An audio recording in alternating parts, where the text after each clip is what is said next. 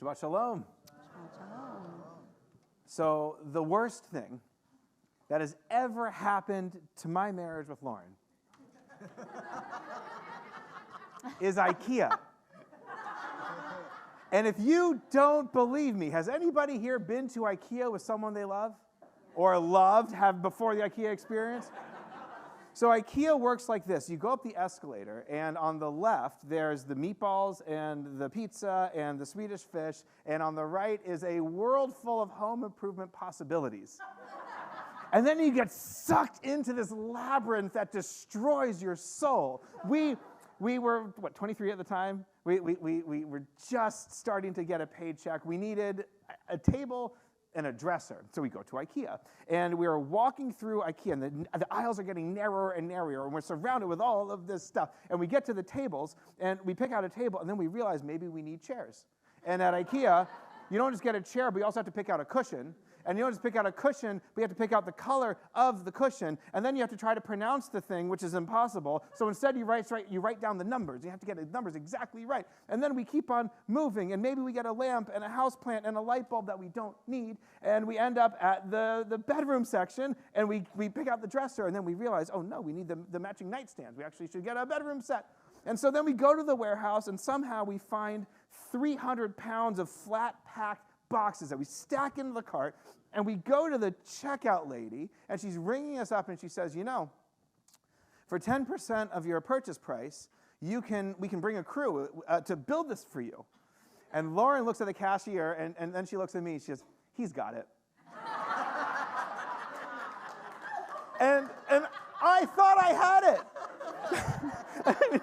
I went to college for 4 years. I could parse a verb in Aramaic. How hard could it be? Very. So we pass up on the upsell. We go home. We somehow get the boxes into the apartment. And there they sit, half constructed for 3 weeks, for a month. And Lauren's not talking to me. And I don't know why I've got to do all this by myself. And finally, I make the call. And 2 guys show up with power tools, and they build it in 45 minutes. They bring the stuff down, and Lauren and I have been on speaking terms ever since. And you get to this week's Torah portion, and there are at least words for how to build a thing. IKEA, you just have the guy and you have the Allen wrench. Here, we get some words, some verbal instruction, which is very helpful when you're trying to save creation from destruction. So Noah is commanded to build an ark. And we've got some good dimensions for it. We actually have a pretty detailed description for how the ark is supposed to be. It's supposed to be made out of a wood called gopher wood. It's supposed to be covered on the outside and the inside with pitch, so it's waterproof. We know about its compartments. We know about how long it's supposed to be, how wide it's supposed to be, how tall it's supposed to be. And then we get the most distinct architectural feature where God commands Noah, and I want you to repeat this after me, to make an opening for daylight. Try that. Make an opening for daylight. Fantastic. So why do we have such detailed instructions for how to build the ark? And just to add a little bit of color to the conversation, you go to Exodus 25 through 41, and you've got over 400 verses of how to build the Mishkan, similar level of detail, but for so many different kinds of things. You know how to build the altar for the tabernacle, for our first house of worship, for the altar, for the table, for the implements. You have a whole paragraph on just how to construct a biblical curtain rod. That is in the book of Exodus, true. And our sages teach, and this is not the denomination of Judaism that Cantor and I represent or that Washington Hebrew represents, but that we need all of these instructions because someday in Messianic times, we are going to have to rebuild this thing, and we got to know how to do it. So we have Exodus 25 through 41. Great. But in the book of Genesis with Noah, God at the very end of the flood says that there will never again be another flood. There will never be again another storm like this. God promises that we won't need an ark again. So why do we have instruction for how to build the ark? And the answer is in that opening. It's going to be called a window in just a moment. That window, that opening, that hatch for daylight. Because looking at this hatch for daylight, what our sages discover is that it was closed for a lot longer than it needed to. So Noah is in the ark because it starts to rain. And it doesn't just start to rain. I want you to imagine volcanic geysers of water destroying the earth beneath your feet. Meanwhile, you are under. Anybody here been on a boat under Niagara Falls? Yes? It was that for 40 days and 40 nights. So, of course, the hatch was closed during how many days and nights? 40 days and 40 nights. It was closed because if it was open, that would have been the end of Noah. That would have been the end of creation. You keep the hatch closed. But our rabbis do some math because the hatch gets opened at some point. When Noah releases this raven to see if there's dry land, our sages count the number of days from the start of the flood until the hatch is opened and the raven goes out. It is 264 days with the hatch closed. Now, you might not think this is a big deal. If you were Noah, this is a very big deal. I want you to imagine for a moment that you are on a nuclear submarine for 264 days, but a submarine is luxury because the ark, which is what we're talking about, the ark has not just you and your family for 264 days, but 2 and sometimes 7 of every living creature and all of their food and all of the noise and all of the mess, and it is pitch black. It's suffocating in there. So why did Noah keep the ark closed when he could have opened the hatch sooner? Let's just do some math. How many days was the flood? 40 days. How many days until he opened the hatch? 264. Which means that there were 224 days when Noah sat in this suffocating darkness when he didn't need to. Do you follow this? Why did Noah do it? Why did Noah keep the ark closed? Now, we have not seen a flood like Noah's since biblical times. But each of you has been through a flood season in your life. For me, it was middle school. And there have been a few others too. For some of you, maybe it was growing up with parents who didn't believe in you.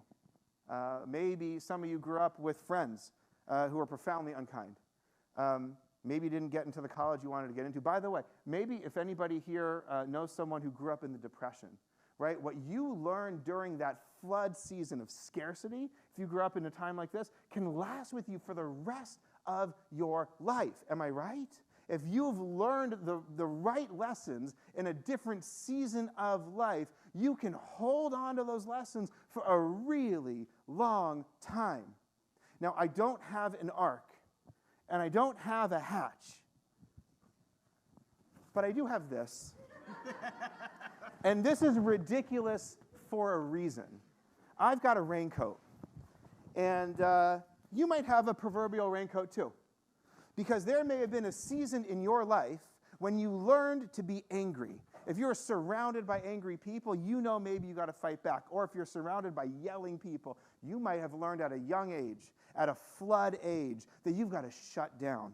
You may have known, if you have a parent or people who didn't believe in you, if you know somebody like this, who spends every moment of their life trying to prove themselves to somebody else, right? If you grew up with financial scarcity, doesn't matter how much money you make later in life, things still feel tight. And you do it because you learned during a flood season that to get through the day, you got to keep yourself protected. You got to keep yourself safe. You got to figure out how just to get through the storm. The problem is seasons change. Seasons change. And flood season does not last forever. King Solomon said it best. Pete Seeger said it even better. To everything, turn, turn, turn. One more. There is a season, turn, turn, turn. Exactly. So when the season changes in your life and you're still wearing that raincoat that kept you dry, you look ridiculous.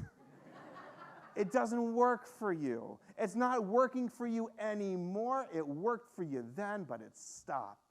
So what do you need to do to take off that raincoat so you can enter into a new chapter of your life? Excuse me. I'm just going to put this away for a minute. What do you need? I'm going to pause. What do you need to unlearn for this chapter of your life?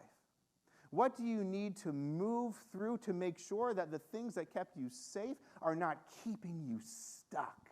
What do you need to make sure that the things that kept you safe are not keeping you stuck? I want to read to you a passage that we read just a few moments ago from our prayer book, that this is an hour of change. Within it we stand uncertain on the border of light. Shall we draw back or cross over? Where shall our hearts turn? Shall we draw back, my brother, my sister, or cross over? This is the hour of change. And within it we stand quietly on the border of light. What lies before us? Shall we draw back or cross over, my brother, my sister? Shall we draw back or cross over? Maybe you are not in a flood season anymore. Maybe you are stronger than you used to be. Maybe you are free. Maybe this is the moment to open the hatch and let the sun shine on your skin for the first time in a year, in a decade, in a chapter of your life. Maybe this is a time to stop being afraid. Shabbat Shalom. Good Shabbos. To everything turn, turn, turn. There is a season, turn, turn, turn. And a time